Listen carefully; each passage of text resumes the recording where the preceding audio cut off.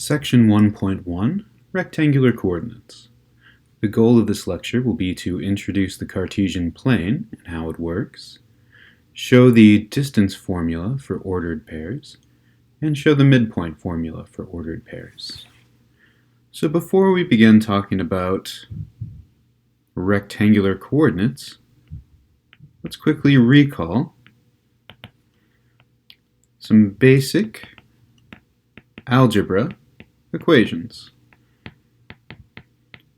Now, when we were first introduced to algebra, it was for solving some formula like 2x plus 3 is equal to 7. And to solve this, we subtracted 3 from both sides. We were left with 2x equals 4. Then we divided both sides by 2. And we got x is equal to 2. A nice simple solution, and it's very easy to plot. So remember we have this number line here. Here's 0, 1, 2, negative 1, negative 2. And to plot our solution, we just throw a dot at x equals 2 right there. And while this is nice and easy, unfortunately, there's not much more we can do with this basic setup. And so, to make things more complicated, we add in a new variable. And we'll have very similar equations, but now we'll have an x and a y. So we could have something like 2x plus y plus 6 is equal to 10. And solving these becomes more complicated. Instead of just having this nice x equals 2 equation, we're actually going to have infinitely many equations. So, one thing we do is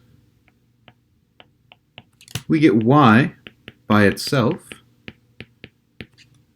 and then we can plug in x values. So let's do that here. First, we'll move this constant 6 to the other side. We have 2x plus y is equal to 4. And now we'll move the 2x to the other side. And when we do that, we'll be left with a nice equation. Y is equal to 4 minus 2x. Now, what does this mean? For the first case, we couldn't work with it anymore. Once we had x is equal to 2, there's nothing more that can be said here. But for this equation, we have infinitely many solutions.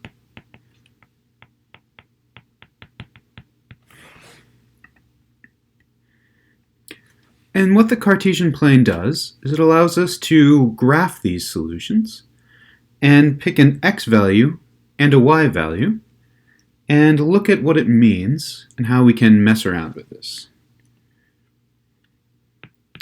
So the Cartesian plane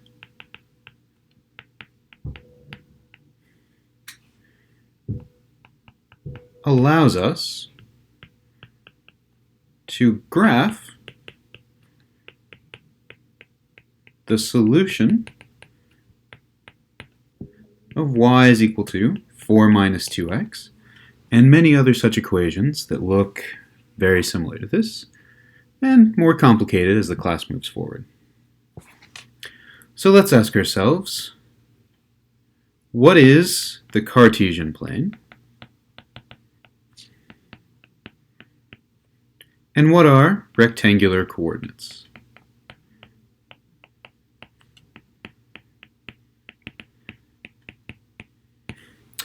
And to define these, what we'll do is we'll look to the past.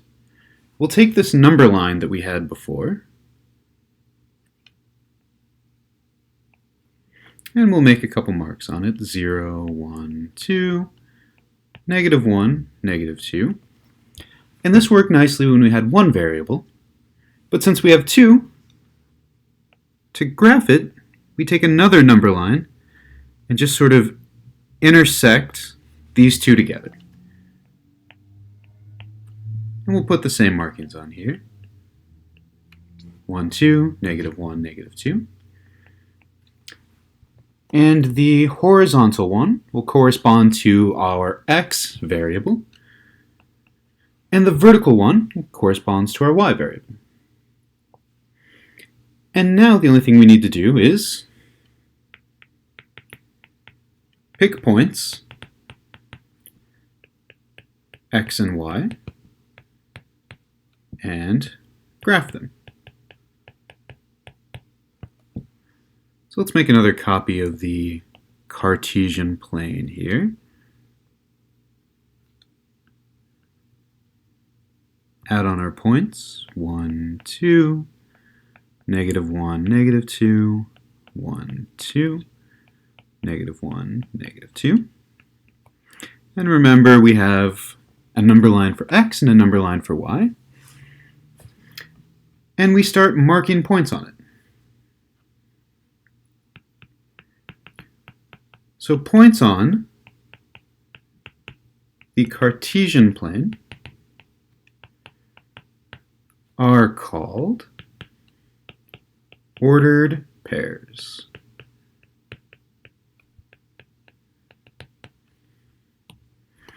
And the name is nice because it explains what it is right away. It's a pair of numbers, x, y, where the order matters. The first number in the parentheses corresponds to how far we go on the x number line, and the second number, the y coordinate, shows us how far we go on the y number line. So for example, if we wanted to plot 1, 2, well, we go 1 over in the x direction, and then 2 up. So why don't we make this point red here? This red point is the ordered pair 1, 2. 1 in the x direction, 2 in the y direction. And now we can start talking about these equations that have two variables by simply using the system. So first, let's quickly note, when we plot these, order matters. The ordered pair 1, 2 is not the same as the ordered pair 2, 1. Here, if we look, the x-coordinate for the first one is 1, and the x-coordinate for the second one is 2. So the distance that they're traveling in the x and y direction are different. Okay. So, as you're following along here,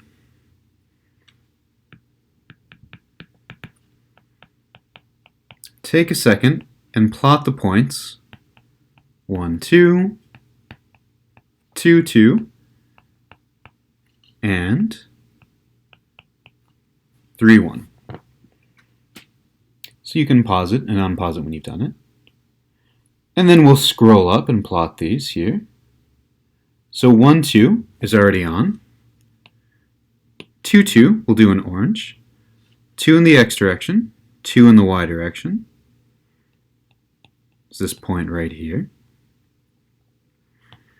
And for the last one, we'll have to add in a distance of 3 for x right here. And how about we graph that one in blue? 3, 1 is 3 over for x, 1 up for y. So we have 3 nice ordered pairs here. Okay. So now that we know how to plot points on the Cartesian plane, let's talk about a couple more details.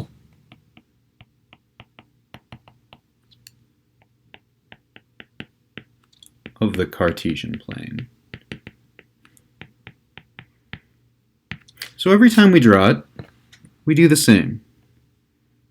Two number lines that intersect at right angles with each other.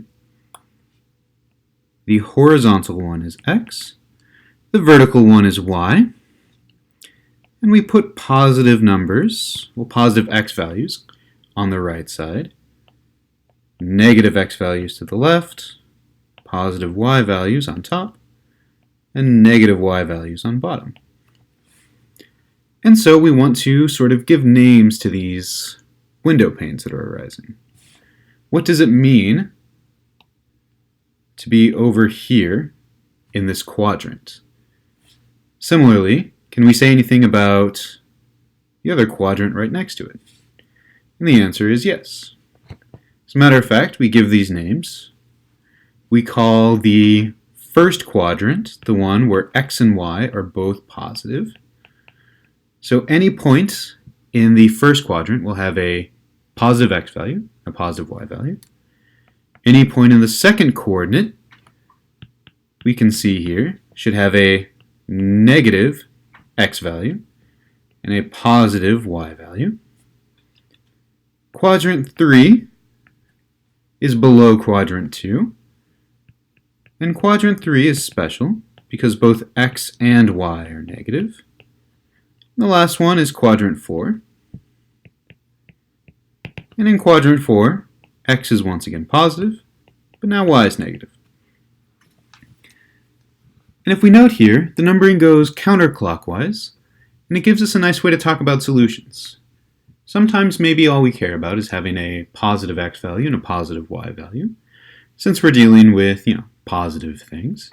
And so we can say, I want all my solutions just to be in quadrant 1 here. If that's the case, then we have a nice simplification of where we should be looking on the Cartesian plane. And we can see what's nice about each one as we go along. So let's jump back for a second, and let's recall this more complicated equation we have.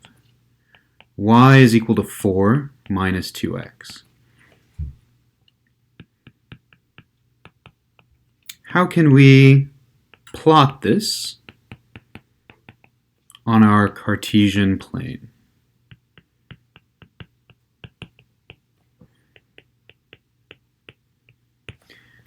And the answer is rather easy. All we need to do is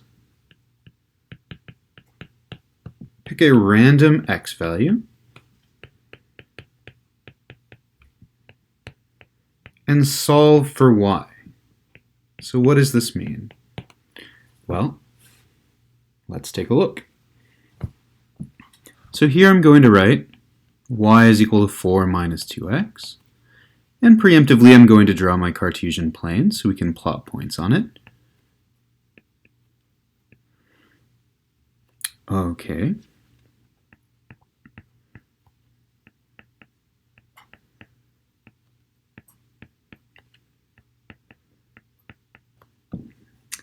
So, to see what the solution set looks like, we're going to see that our points that satisfy this equation, where y is equal to 4 minus 2x, what this says is that we pick a random x value, and then we solve for the y value. So to start off with, why don't I pick x is equal to 1? Now we take this equation we have here, it's called an equation since there's an equal sign, and we'll plug in 1 for x. 4 minus 2 times 1 is 4 minus 2, which is 2. So a point on the Cartesian plane that satisfies our equation is x is equal to 1, y is equal to 2. Right there. Now why don't we try plugging in 2? If x is equal to 2, then y is equal to 4 minus 2 times 2, which is 4 minus 4, which is equal to 0. And now, this will be this point right here. X is 2, y is 0, and we could keep doing this and see a shape start to appear. as we traveled along and plugged in more and more x values. And we'll get to this later on. But for now, it's good to see how we can plug points in and look at them on the Cartesian plane. And you might ask, why are we plugging in x values and solving for y, not the other way around? Well, we'll get to that too. But an easy solution is just that we arbitrarily chose that x is the one we plug in and y is the one that we solve for. And as far as graphing goes, there's nothing more complicated than this. The only thing you need to remember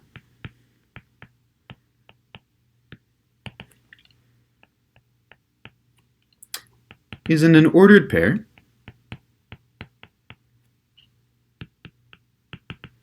the first number tells us how far to travel on the x-axis, or the x number line, and the second number tells us how far we travel on the y-axis, or the y number line.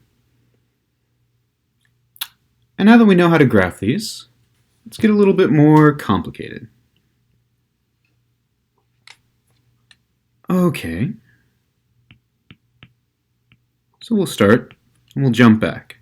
Before we get complicated, it's always good to look back and get simple first. Let's say we have a number line. And we'll throw some numbers on here.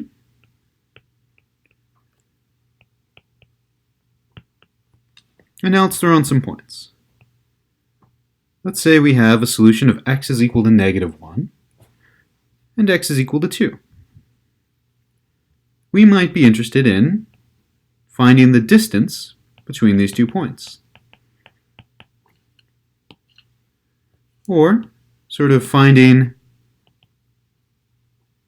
this value in yellow here. How far apart are these points? And if we think back to how to do this, we take the biggest number, 2. We subtract off the smallest number, -1. This becomes 2 plus 1, which is equal to 3. These numbers are 3 apart. And that should make sense, since if we count, it goes -1, 0, 1, 2, for a total of moving 3 numbers over. Easy. A nice straight line, nothing complicated going on. However, when we go into 2 dimensions, things get a little bit more complicated. So let's now take 2 points on our number line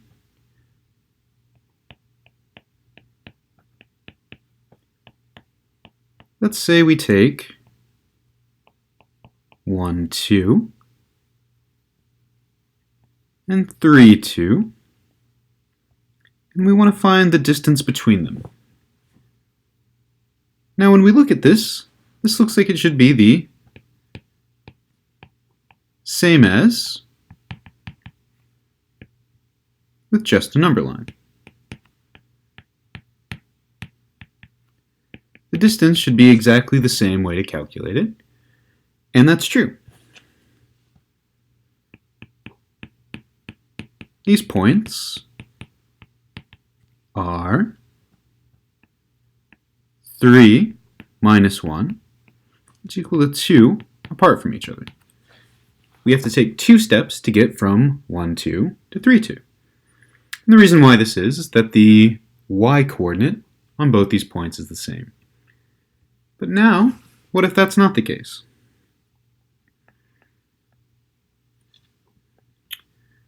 What if we have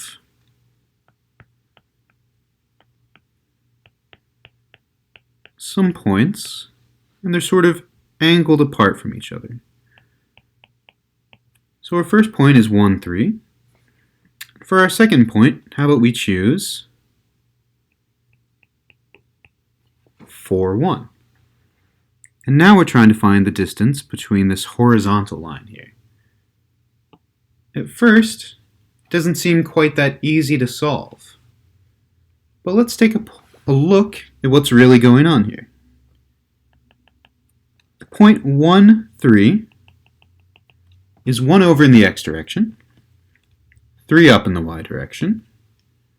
The point 4, 1 is 4 over in the x direction, 1 up in the y direction. And when we sort of draw this out, we can see there's a right triangle hidden in the midst here.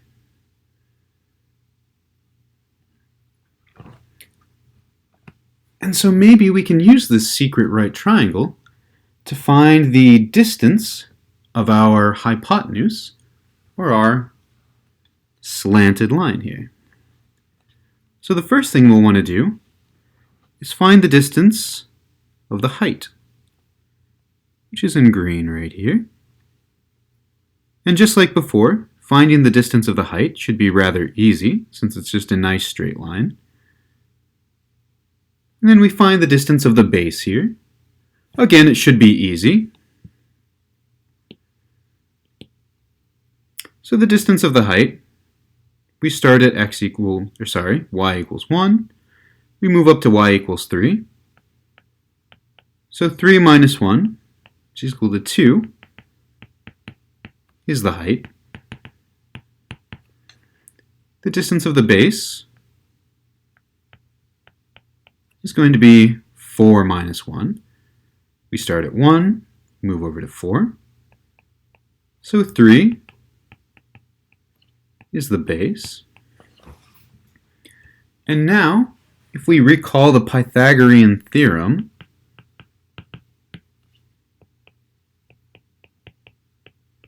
which is spelled out nicely for me here, we can solve this right away.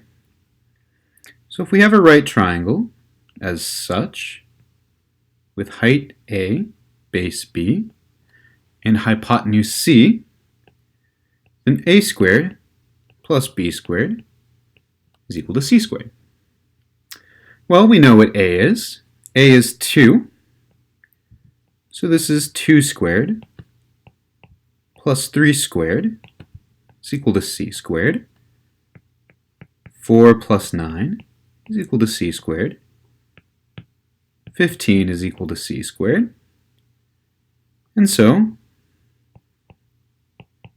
the distance C is equal to the square root of 15. And this C is exactly what we were looking for.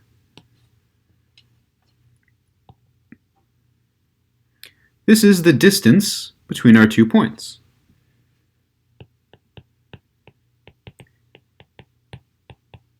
So now let's take everything we've sort of done here and give it a nice formula, which we'll call the distance formula.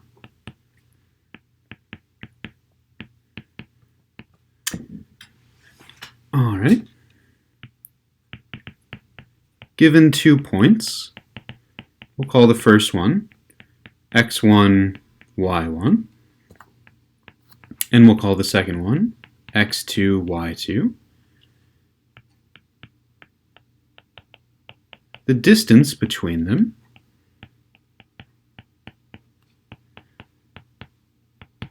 is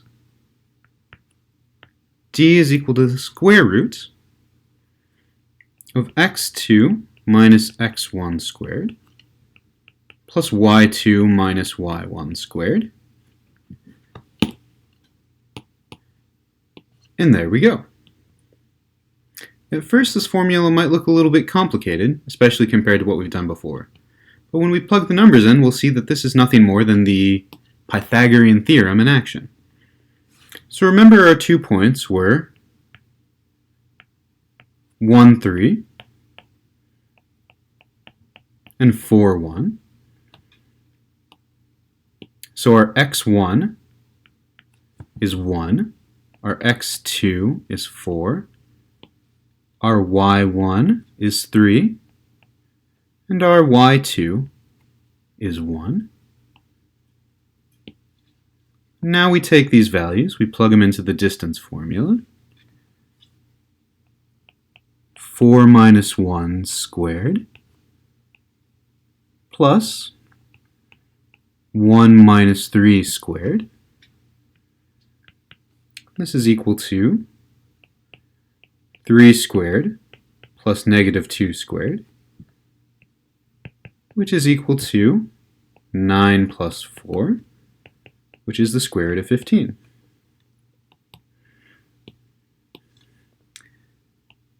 What we're actually doing here, in this x1 minus x2 nonsense and y2 minus y1 nonsense, is finding the height and the base of our secret right triangle, respectively. And then we just take the square root to make it look like a nice and easy equation to use. So when you think of the distance formula, just think of the secret right triangle in the Pythagorean theorem in action.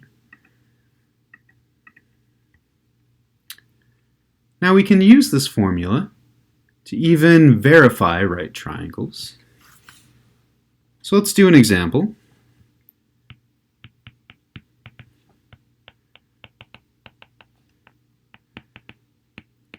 And we'll verify 3 points are in fact a right triangle using our distance method and using what we know about the Pythagorean theorem. So, in this example, we'll show that the points 2, 1, 4, 0, and 5, 7 form a right triangle.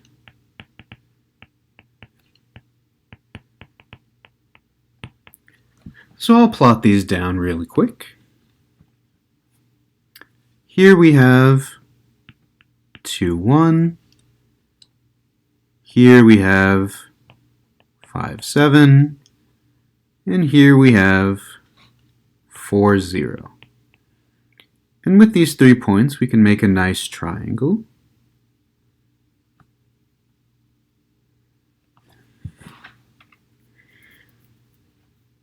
And we'll show that this is in fact a very nice triangle. It's a right triangle. To do this, we'll have to find the distance of these 3 points. How far apart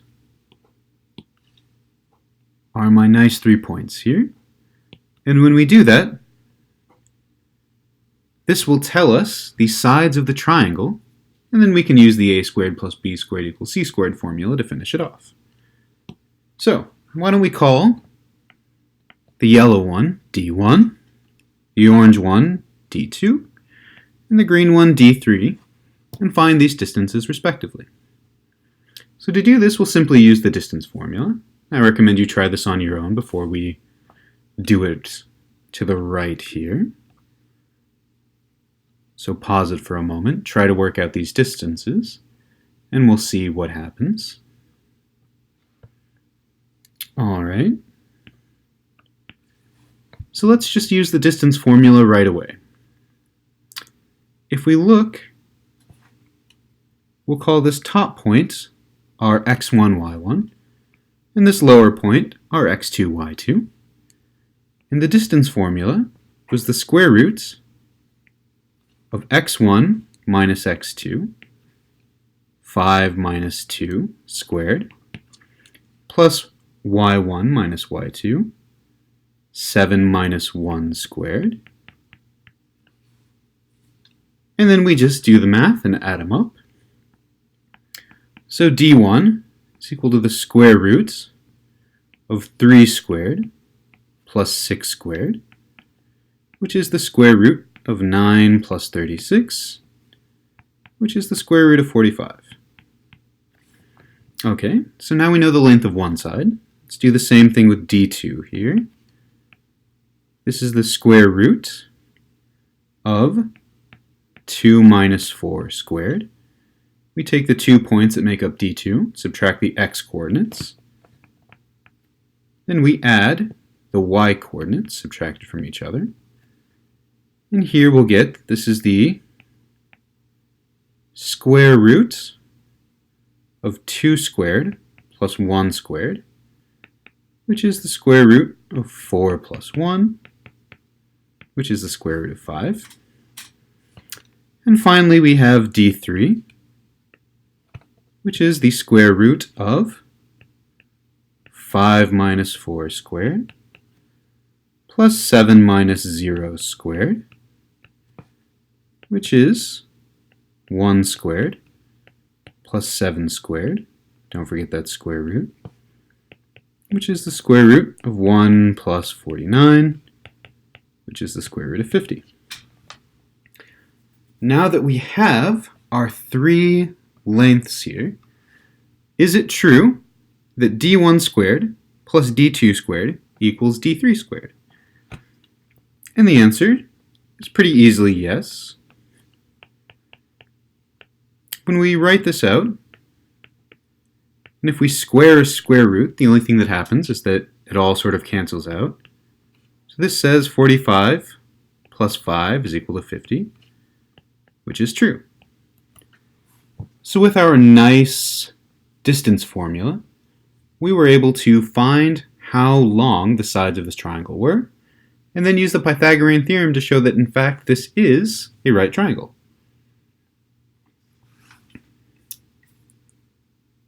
Now the last thing we'll talk about is the midpoint formula.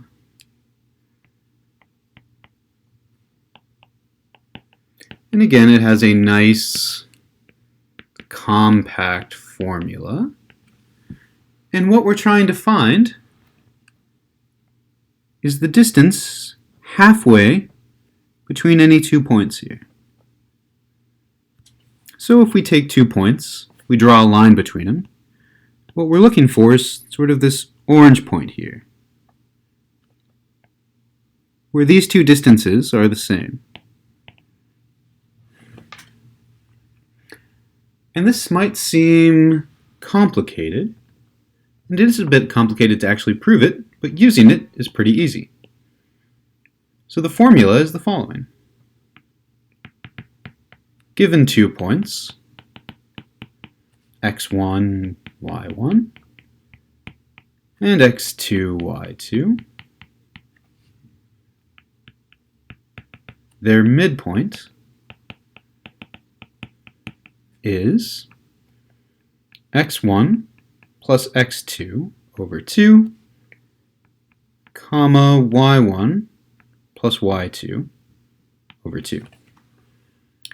To find the midpoint, we simply add up both x-coordinates, divide by 2, that's our new x-coordinate, then add up both the y-coordinates and divide by 2, and that's our new y-coordinate.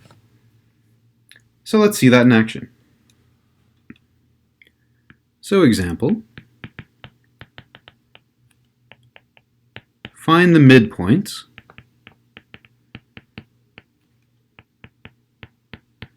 between -5, -3, and 9, 3. To do this, all we need to use is our midpoint formula and plug in what we know. So here, we'll let this one be x1, we'll let 9 be x2, and then we'll have -3 as y1, and 3 as y2. So the midpoint, which how about we just call m, is -5 plus 9 over 2 for the x-coordinate, how far we travel in the x direction, and -3 plus 3 over 2, which is equal to 4 over 2, 0 over 2, which is the nice point 2, 0. And if we look at this simply coordinate-wise, what we're really doing is traveling halfway in the x direction, and then traveling halfway in the y direction. We're sort of doing those things independently, and then mashing them together at the end. And we can do this as long as we do it to both points. And no matter which one we call x1 and x2, we should end up with the same midpoint.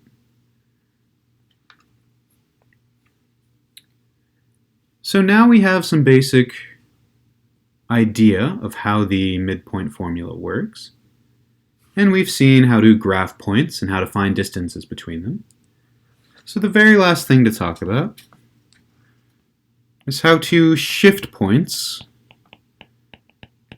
in the Cartesian plane.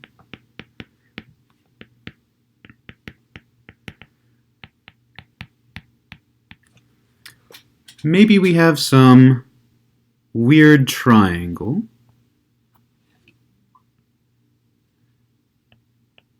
Which we'll draw out here. 1, 2, 3, 4.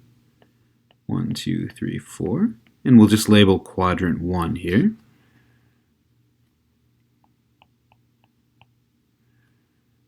And our first point is 1, 4. Remember, the x amount comes first, the y amount comes second. The next point will be 2, 1. And the last point will be 4, 2 here.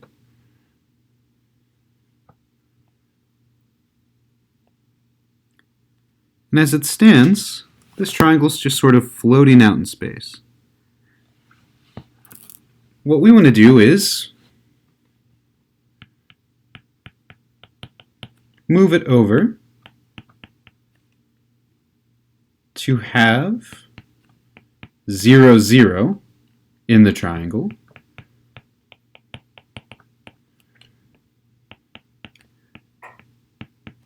But we don't want to change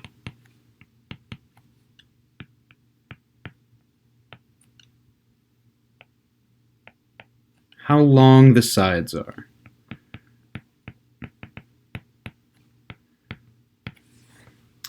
And doing this is easier than you think. All we need to do is shift the points and make sure we shift every single point. So shift every point. And we do that in the following way.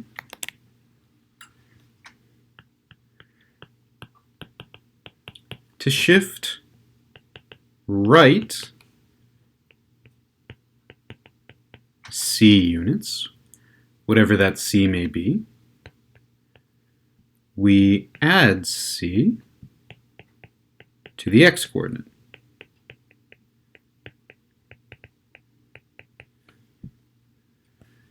Similarly, to shift left C units, we subtract C from the x-coordinate.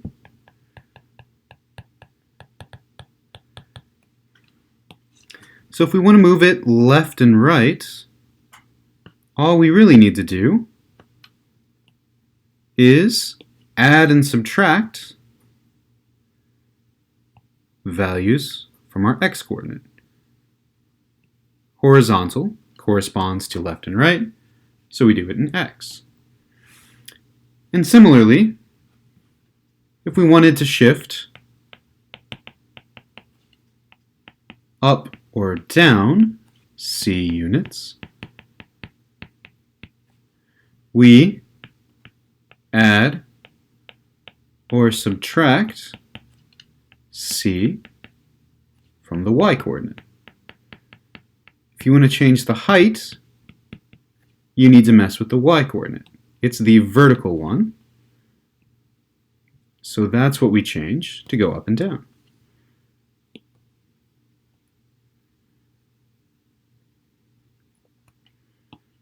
So maybe we wanted to take this triangle here,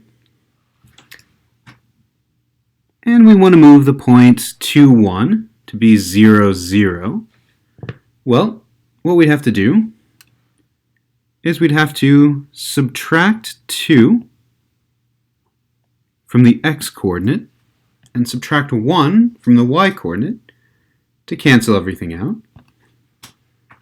So this red point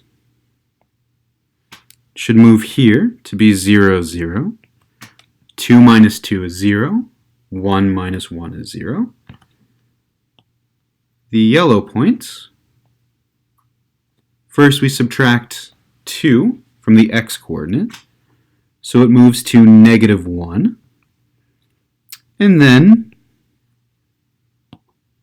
let's use a different yellow here, negative 1. Then we subtract 1 from the y-coordinate, so it becomes 3. And then last but not least, this light blue color here.